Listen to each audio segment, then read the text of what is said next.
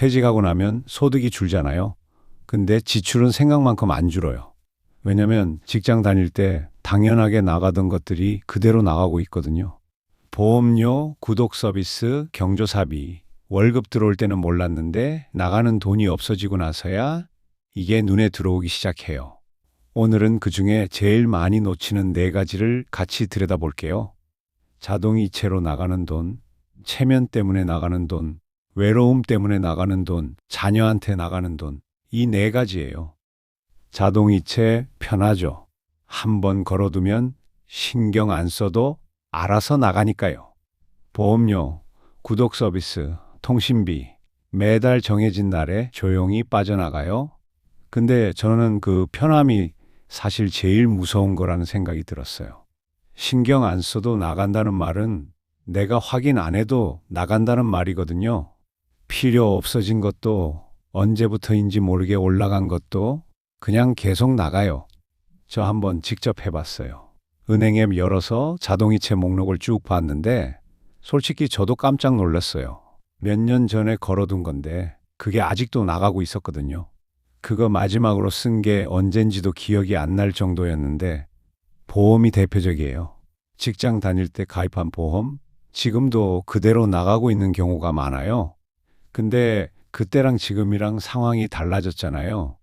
자녀가 독립했을 수도 있고, 건강 상태가 바뀌었을 수도 있고, 그때 필요해서 든 보험이 지금도 같은 역할을 하고 있는지 한번 들여다보면 어떨까 싶어요.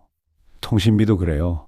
통신사들이 오래된 고객한테 굳이 요금제 바꿔주지 않아요. 물어봐야 바꿔줘요.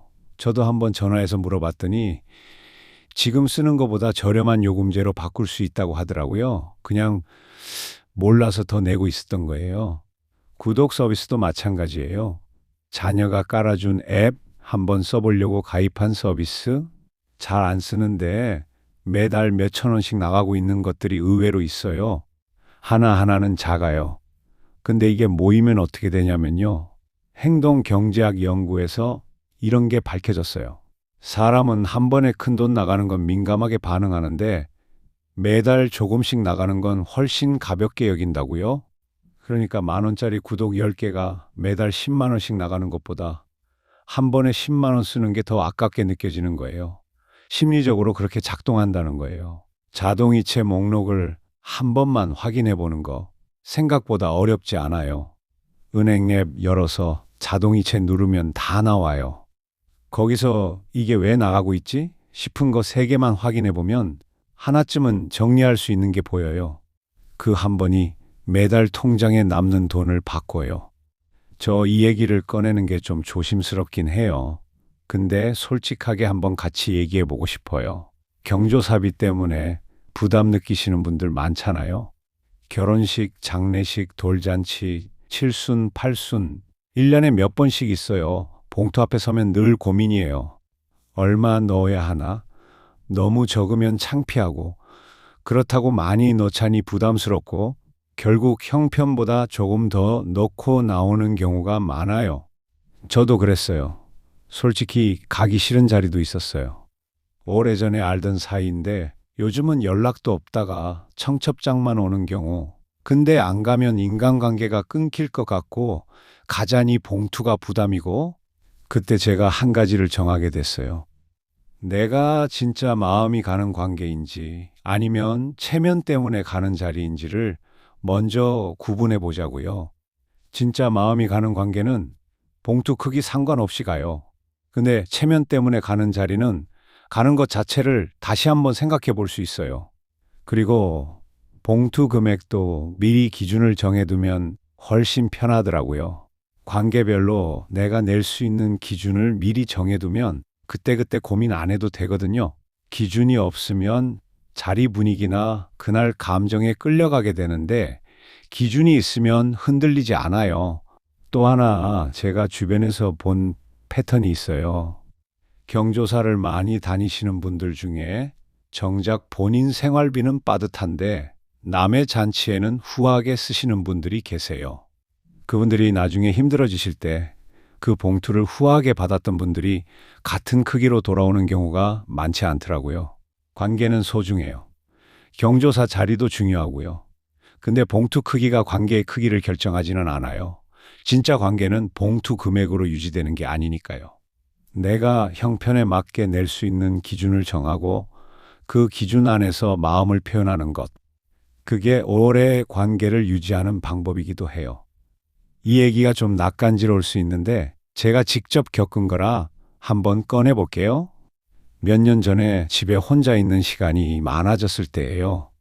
자녀들도 다 독립하고 집이 조용해지니까 처음엔 홀가분한가 싶었는데 시간이 지나면서 뭔가 허전한 느낌이 오더라고요. 그때 홈쇼핑 보는 시간이 늘었어요. 사려고 본 게 아닌데 보다 보면 어느 순간 주문을 하고 있는 거예요. 나중에 생각해 보면 딱히 필요한 것도 아니었는데. 그리고 또 마트 갔다가 생각보다 많이 사온 적도 있어요. 살 게 딱 2개였는데 한 바퀴 더 돌다 보면 카트가 채워져 있어요. 나중에 알게 된 건데 이게 의지가 약해서가 아니라 사람 심리가 원래 그렇게 작동한다고 해요.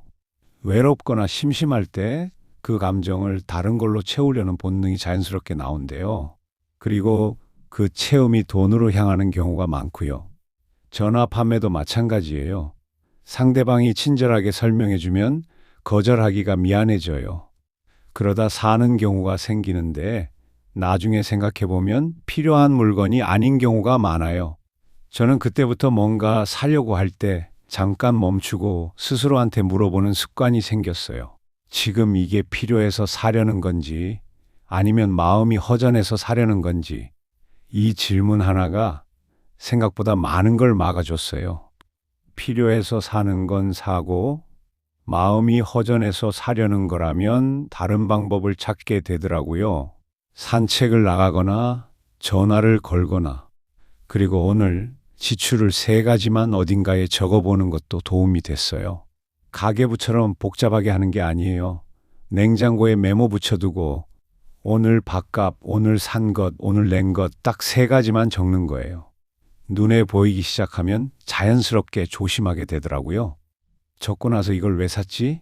싶은 게 나오면 다음번엔 조금 달라지게 돼요. 이 얘기는 정말 조심스럽게 꺼내 볼게요. 자녀한테 돈을 주는 거 당연히 부모 마음이잖아요. 어렵다고 하면 안 줄 수 없는 게 부모 마음이고 뭔가 해주고 싶은 게 부모 마음이에요. 근데 제가 주변을 보면서 느낀 게 있어요.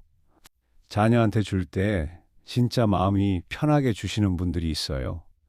내 형편이 되니까 기쁘게 주시는 분들. 근데 솔직히는 좀 억울하고 서운한데 그냥 주시는 분들도 있어요.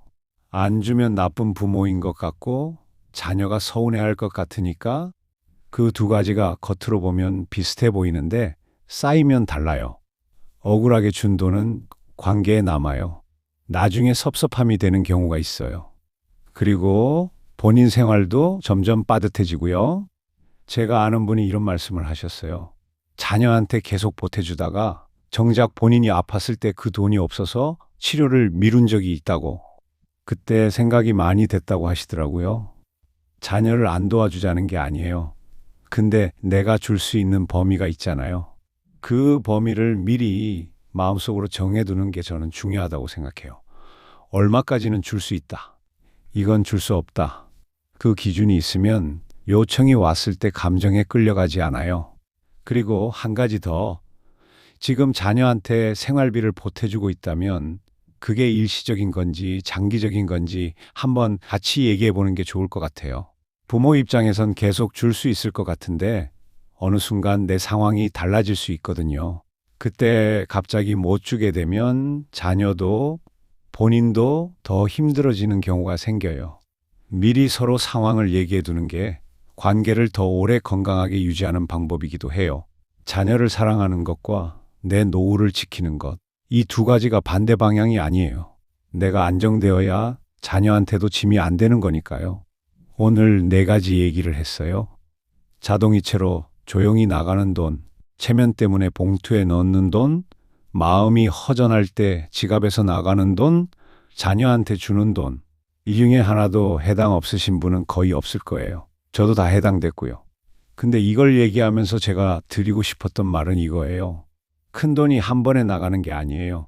작은 것들이 매달 조용히 나가는 게 쌓여요. 그걸 알아채는 것만으로도 달라지기 시작해요. 오늘 딱 하나만 해보시면 어떨까요? 은행 앱 열어서 자동이체 목록 한번 보는 거 10분이면 돼요. 거기서 이게 왜 나가고 있지 싶은 거 하나만 찾아보는 거예요. 그 한 번이 다음 달 통장을 조금 다르게 만들어요. 오늘도 끝까지 함께 해주셔서 고마워요.